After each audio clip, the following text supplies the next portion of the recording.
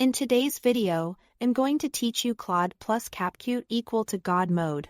When you combine Claude's language and coding capabilities with CapCut's fast creator-friendly editor, you unlock a workflow that plans, edits, and designs visuals in minutes. Think of Claude as your co-editor and technical animator, building clear instructions and assets, while CapCut becomes the finishing studio where everything is assembled and polished. Let's start with automated video editing using Claude Code. Drop your raw footage into your project and export or paste the audio transcript to Claude. Ask it to identify dead space, stumbles, filler words, and duplicate takes, and to return a clean ordered cut list with timestamps. Claude can also suggest which takes are the strongest by looking at clarity and pacing in the transcript. You will get a timeline plan you can follow directly in CapCut. Trim where Claude flags silence. Ripple delete pauses, and keep only the best takes. This frees you up to shoot the next clip while Claude prepares the next round of edits.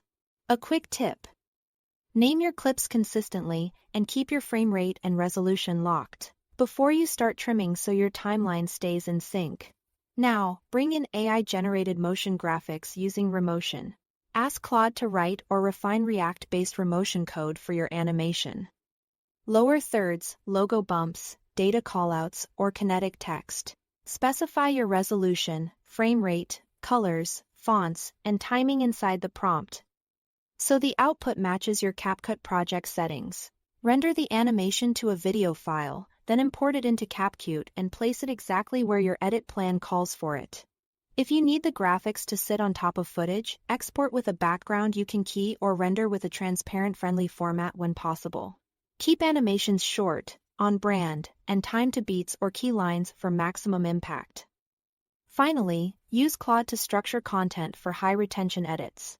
Prompt it to create a script tailored for CapCut with a clear hook up front, concise beats, and placeholders for B-roll, on-screen text, and sound effects. Ask for time-stamped cues so you know when to cut, when to overlay captions, and when to punch in. This gives you a precise editing roadmap. Drop in B-roll where noted. Use CapCut's text and auto captions for overlays. And keep the pacing tight. Aim for short sentences, visual changes every few seconds, and on-screen text that's readable at a glance. That's all to it. Thanks for watching.